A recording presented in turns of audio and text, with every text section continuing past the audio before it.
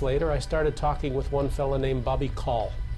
And Bobby told me that he had been down about 8 floors, 10 floors, heard the announcement, and had come back up. And as he was telling me this, boom, boom, this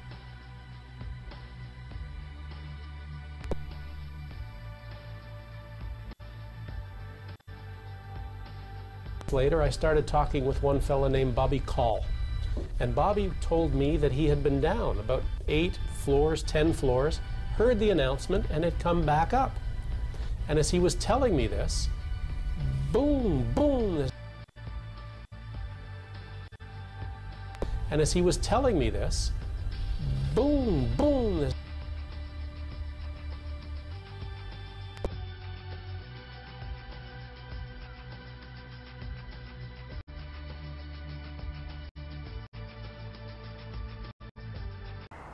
And the bottom of Tower 1, that little hump there, 14 people survived.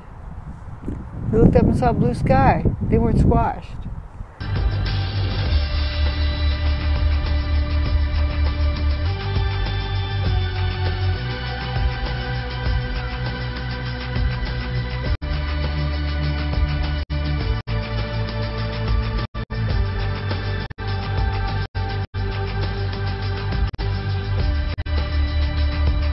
The matrix is everywhere.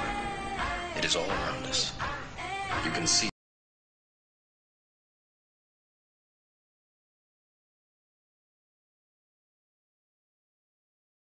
that are due tomorrow. The memorial is supposed to include a museum with wreckage from the Twin Towers. Meanwhile, the artifacts are being preserved until they can be shown to the public. Beth Fertig of member station WNYC got a look, and she has this report. The Trade Center wreckage is being housed in Hangar 17 at John F. Kennedy Airport.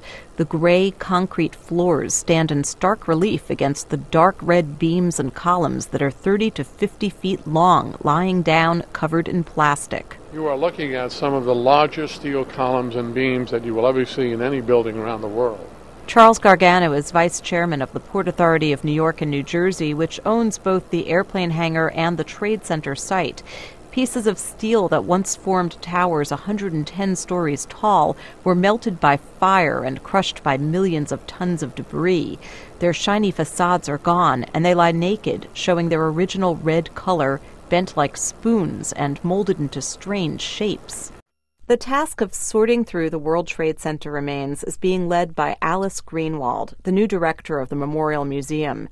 She recalls the first time she saw the beams and columns in an airplane hangar near John F. Kennedy Airport. My encounter with them was no less than stunning.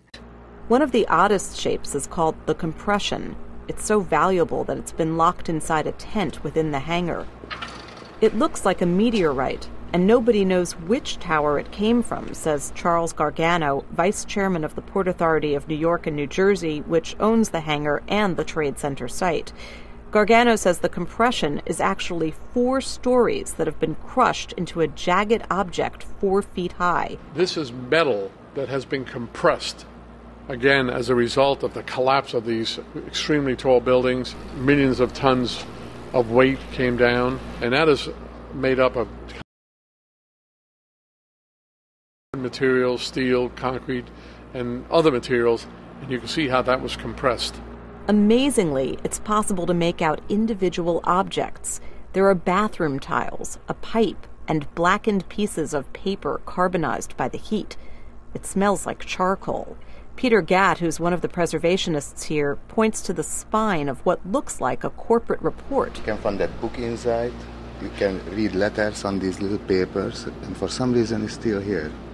You can actually make out words on some of these tiny pieces of carbonized paper. The word representative.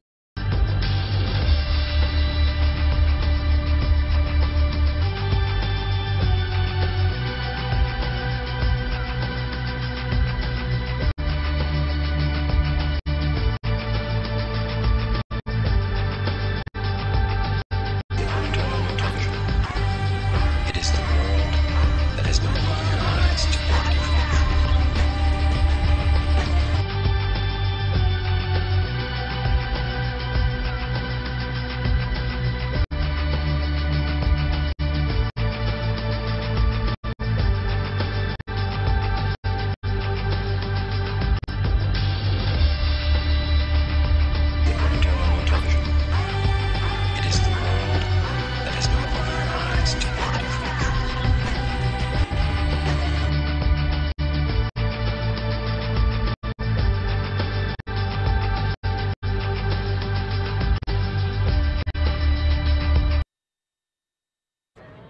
or C? It started when I was in my classroom, and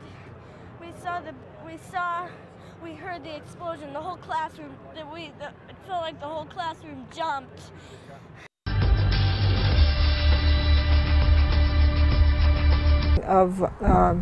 We're going down to the parking garage. We're in quite deep, and the guy says, "Anybody down there? There." You hear it echoing. That's not even a full parking garage. That's an empty parking garage. That's not even a full parking garage. That's an empty parking garage.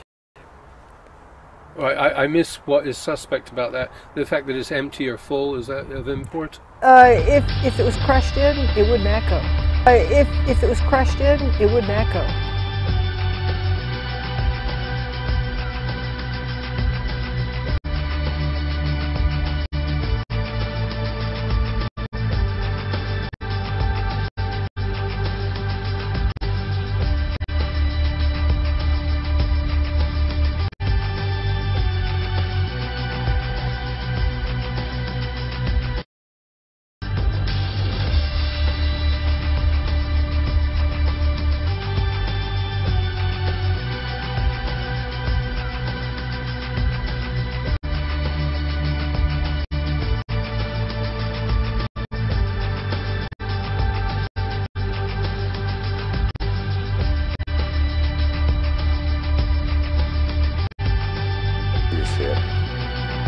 Like a sculpture for me. How I see that, every piece coming be a sculpture for me.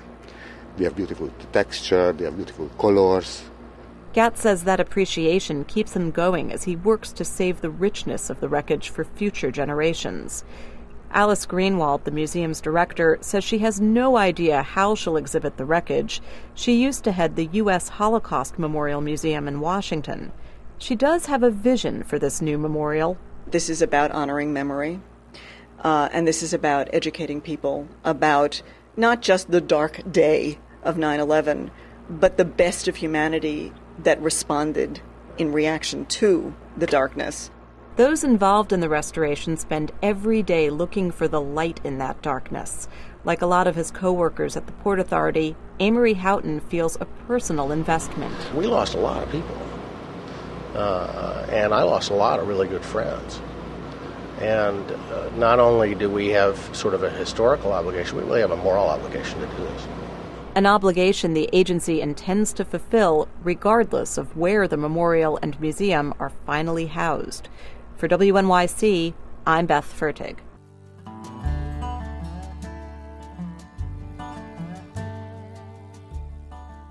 Underground, it was still so hot that molten metal dripped down the sides of a wall from Building 6. And there, this cross is fully extended, melted together with the intense heat. The two beams were never initially part of the same structure. Heat literally melted them together. And the piece of metal that's draped over was molten metal that had literally fallen over one of the arms. Dr. Tony Daher from New York University Hospital downtown. I think it probably had the force of close to a nuclear blast. Dr. Tony Daher, he and his partner, Dr. Lincoln Cleveland, are emergency room physicians from New York University Hospital downtown. We saw all our casualties yesterday at our hospital. It stopped at about noon. It got really strange and very spooky. Things just stopped coming in that had anything to do with the blast. And you know, at the time, I was thinking, you can read a couple things into that. Either people are buried and they're going to start bringing bodies out, or just everybody died. Where are all the people who were in these buildings?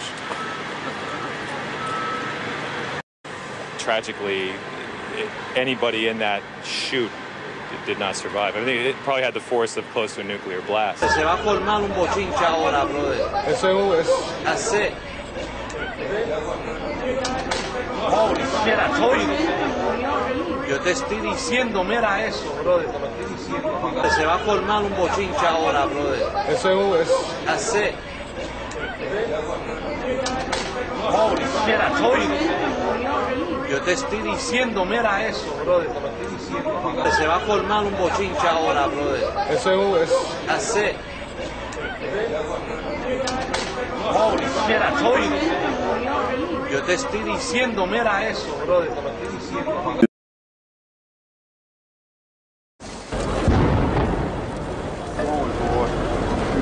you're on that building, it'll be coming down. Building is about to blow up. Moving back. Rescue workers pushed people away from the scene. We are walking back. There's a building about to blow up. On flame. Debris coming down. Just to rehydrate so they can return to the parched canyon. Building is going to collapse. Nothing information. And it's always dangerous. Building is going to collapse. Nothing information. Building is going to collapse. Nothing information. Building is going to collapse. Nothing information.